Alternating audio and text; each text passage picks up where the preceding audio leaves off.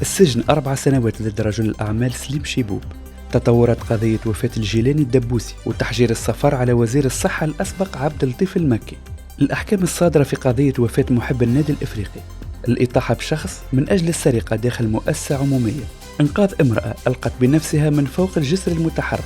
هذه أهم العناوين اللي باش نحكيو عليها في فيديو اليوم الدائرة الجنائية المختصة في قضايا الفساد المالي بمحكمة الاستئناف بتونس حكمت بالسجن 4 سنوات ضد رجل الأعمال سليم شيبوب. الحكم هذا يخص قضيتين، كل قضية حكموا فيها ب2 سجن وخطايا مالية بالملايين. القضية الأولى تتعلق بشركة بترولية كان سليم شيبوب يملك فيها جزء من رأس المال، والقضية الثانية تخص مارينا قمرت. في القضية الأولى شيبوب حكموا عليه ابتدائيا ب6 أعوام سجن، لكن بعد الاستئناف نزلوا العقوبة ل2. وفي القضية الثانية الحكم الابتدائي كان 8 أعوام، لكن الاستئناف نزل العقوبة ل2.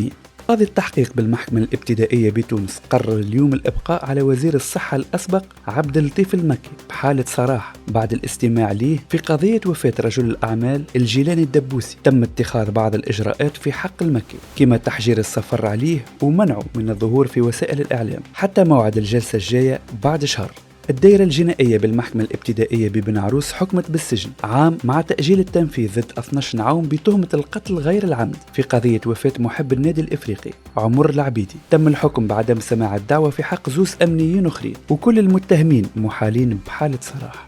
في خبر محزن تم تسجيل وفاة زوز ولاد صغار غرقوا في شاطئ سليمان. الطفلين أصيلي معتمدية بوحجل القيروان ومقيمين بجرومباليا. تم سحبهم بما يعرف بظاهرة الكورينتي اللي انتشرت بشكل كبير في الوطن القبلي. عدد الغرقى من الظاهرة هذه في ولاية نابل بلغ العشرات خلال أسبوع واحد فقط.